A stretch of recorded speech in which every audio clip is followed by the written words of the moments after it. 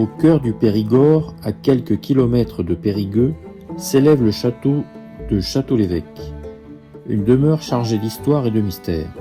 Son nom même évoque son origine. Il fut longtemps la résidence des évêques de Périgueux. Tout commence au XIIe siècle. À cette époque, l'évêque de Périgueux décide de faire bâtir une forteresse pour assurer sa sécurité dans une région encore agitée par les rivalités féodales. Le château, construit sur un éperon rocheux, domine la vallée et surveille les routes menant vers le nord du Périgord. Au fil des siècles, la forteresse évolue. Pendant la guerre de 100 ans, elle est partiellement détruite, puis reconstruite avec des tours rondes, des mâchicoulis et un pont-levis. Les évêques y vivent non seulement comme des hommes d'église, mais aussi comme des seigneurs puissants, administrant leurs terres, rendant justice et recevant les grands personnages du royaume.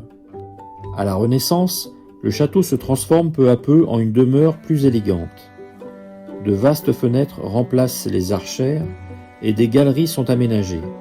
C'est alors qu'il devient un lieu de culture et d'art où se mêlent religion, diplomatie et raffinement. Mais la Révolution française met fin à ce long pouvoir épiscopal.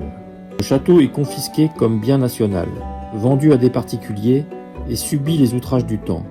Plusieurs familles s'y succèdent, le modifient, l'agrandissent, mais toujours avec le souci de préserver son âme médiévale. Aujourd'hui encore, le château de Château-l'Évêque, avec ses tours, ses douves et son majestueux portail, témoigne de 8 siècles d'histoire. Il se dresse comme un témoin vivant de la puissance religieuse et politique du Périgord d'autrefois. Et selon la légende locale, dans les caves profondes du château, le fantôme d'un ancien évêque hantait les lieux, veillant sur la demeure qu'il considérait comme son royaume terrestre.